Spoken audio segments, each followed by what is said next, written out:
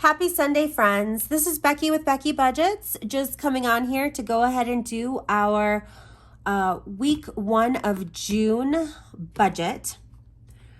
I went ahead and posted a bonus video today going over with everyone how I broke down the bills that need to get paid in June per paycheck, just to make our weekly budgeting easier. So feel free to watch that video if you're interested. Let's go ahead and get started. So we usually do Thursday as our first day budgeting, but in this month, if you see here, I get paid on the 1st. So I'm going to go ahead and do a Wednesday start just for this budget. So we're going to start for June 1st. I'm going to go ahead and get paid on that day. I get paid once a month. So we budget that that's going to be about $3,990. My husband's paycheck,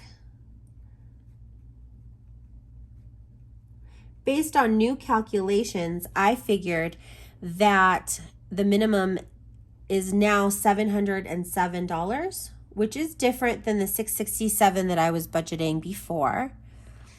And then I always put a spot on here for rollover and a spot for debt, savings. Sorry, I had that lost in my mind. So we do not budget for those. If we add these two values together, we are expecting to get $4,697 of income. Now that is the minimum we will get this week. So I'm hoping that we'll have a little bit of an overage on there. The bills that are going to get paid this week are rent, which is due on the 1st, our Upstart loans,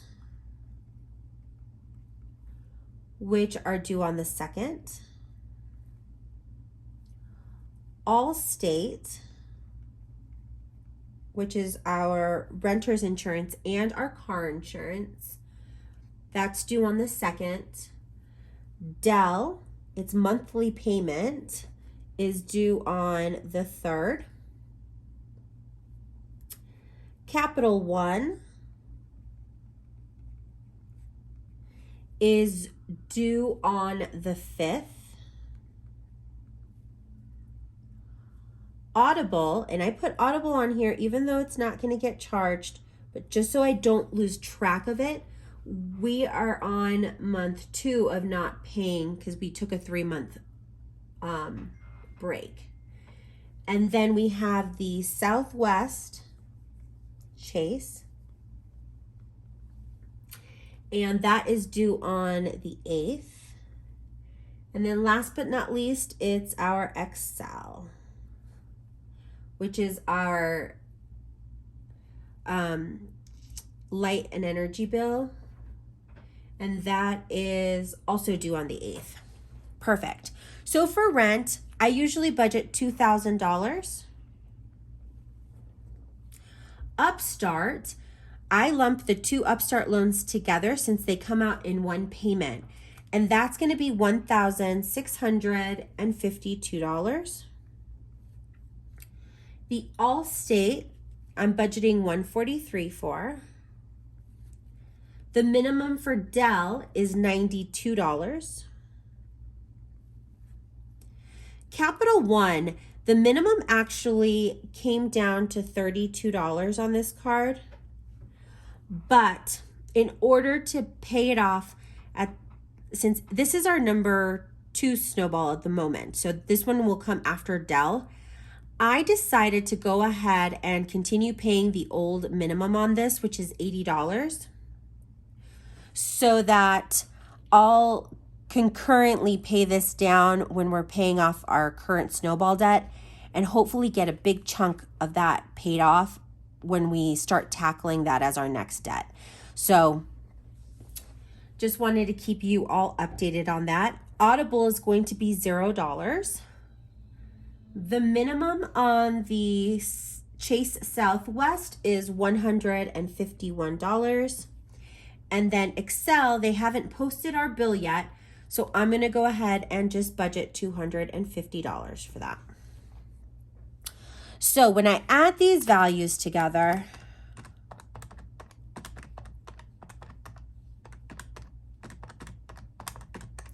that gets us $4,368. Man, that's a lot of money. But we do, just because I get paid in the beginning of the month, like to lump up a lot of our bigger bills to the beginning of the month, since the 2 paychecks can cover those. So I still just don't get used to that. So our income total was $4,697. When I take away our bill total, 4,368, that's going to leave us a leftover of $329. So with those $329, I am going to go ahead and pull that down.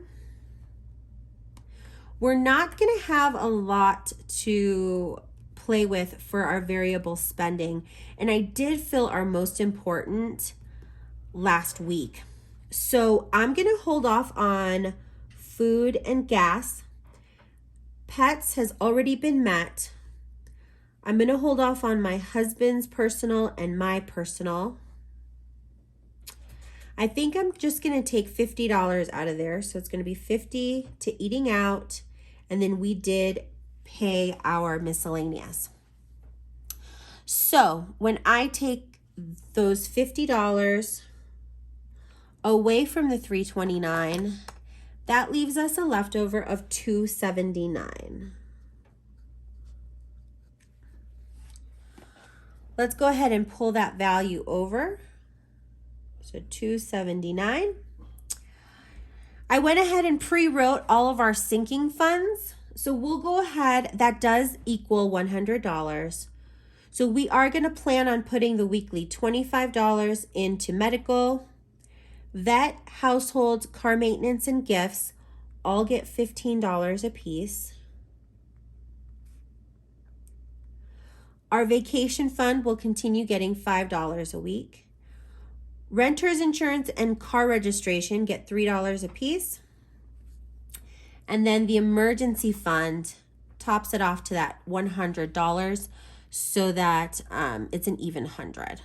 Let me go ahead and make sure that I've accounted for all of them.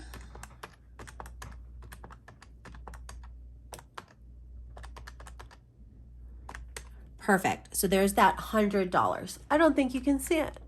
Maybe you can. So that's $100. Perfect. So when I take $100 away from our leftover, we're left with $179. When I pull that $179 down, as you know, I always kind of jump to this extra savings to account for this before I figure out what our extra debt payment will be to Dell. Let me write that in. So the savings challenges and extra savings that we account for are the 52-week in my account, which is the number 1, which gets paid into weekly or monthly. My husband's, which is the 52-week number 2, he gets paid weekly, so his value goes in weekly. And then I'm currently doing that 20-pound challenge. And then I leave a line for buffer. So I already know that this month's 52-week contribution from my account is going to be $120. And I use that using my little tracker for that. And then for my husband's 52-week number 2, he is currently on week 22. So We don't budget anything for this 20-pound challenge, and we don't budget anything for the buffer. 120 plus the 22 is going to equal 142. So that's going to be what we need in order to fill this section out. Now, what I'm going to do is I'm going to take the $179 leftover minus what we're projecting to put into our savings, and that equals $37. So, just to make sure that that's correct, I take the 179 minus the 37 that we're going to pay towards the Dell, and that should actually equal 142, and it does. So 142. Then I pull down that leftover. 142 minus the 142 is going to go ahead and give us that zero-based budget. As always, I like to go ahead and check my math. So our income is 4697 minus our total bills minus what I'm projecting to put into our variable envelopes minus our sinking funds minus the 37 going in as extra payment to Dell minus the 142 going into savings, and we got that wonderful zero for that zero-based budget, which just means that every dollar in my budget has a purpose. As I said, this budget is going to go ahead and start on Wednesday, which is June 1st, and I'll be back with some actual numbers on Thursday. Along with that, I'm also going to do our cash stuffing because we are going to be out of town this Friday. So the videos are going to be a little off this week. As always, I hope that each and every one of you is having a wonderful day. Thank you for taking the time to watch this video. I know that it does take time out of your day, and I hope you all take care. I'll see you soon. Bye.